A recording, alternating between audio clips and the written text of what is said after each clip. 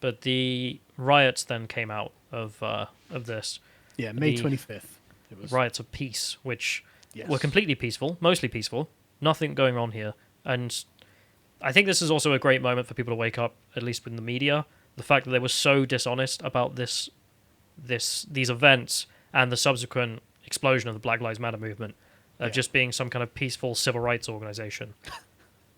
And the imagery from this was mad as well, because I mean, like, everyone had been in lockdown for months, and then suddenly you're getting pictures of like giant buildings that are just blazing infernos, and gangs and like hordes of roving looters and rioters stealing and smashing and making a mockery of civilization, costing something like $500 million in damages across 40 odd cities, something like that.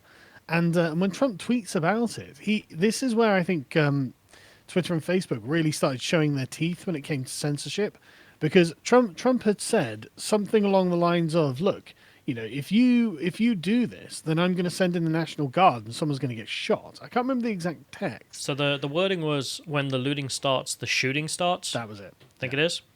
Yeah. And I think this was actually the first time Twitter, at least, had censored a tweet from Donald. They'd always Yes. taken a hands-off approach of saying it's not a place because it's news. But then they twisted on this and said, well, if it's only aimed at the domestic market, meaning the representatives' own people, then we have the right to censor it, which doesn't make a whole lot of sense. Like, why, if he tweets it about Iran, it's fine, but if he tweets something about violence in the US, that's wrong. But of course, the absurdity is that it's not glorifying violence. It's making the point that if looting starts, then you're going to have to send in the National Guard to sort things out. And if people don't stop breaking the law, burning down buildings, assaulting random people, well, you're going to get shot. It's the United States. Yeah. People own guns. And more importantly, Donald Trump was totally against the idea of looting. He was not endorsing or he wasn't begging people to go out and start looting so they could get shot. Radical position. Sorry? It's just a radical position. Yeah, exactly. Not in favor of looting, guys. The radical position that needs censorship is that maybe you shouldn't be looting small businesses and just people's homes and burning these things down. I mean, dozens of people died.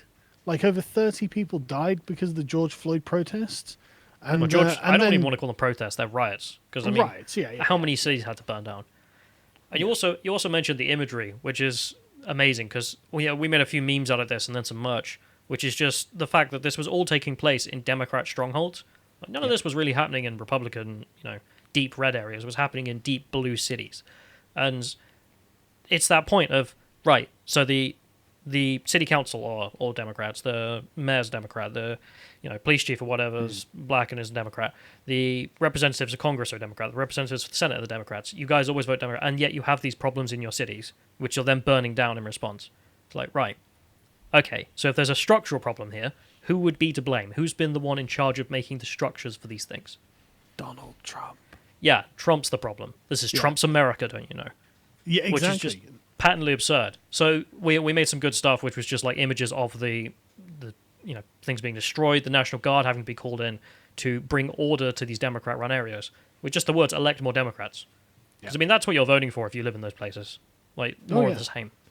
And not just that as well. Like, this is the thing with the lockdowns now. It's like, and the way that the stimulus bill is being battered around in the US political system.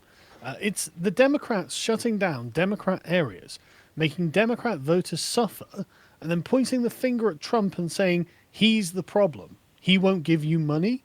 It's like, no, why don't you just stop locking things down? Stop ruining all of these businesses. Like, I've seen so many videos now of small business owners who are just like, no, I don't care. Don't care. I'm just going to open.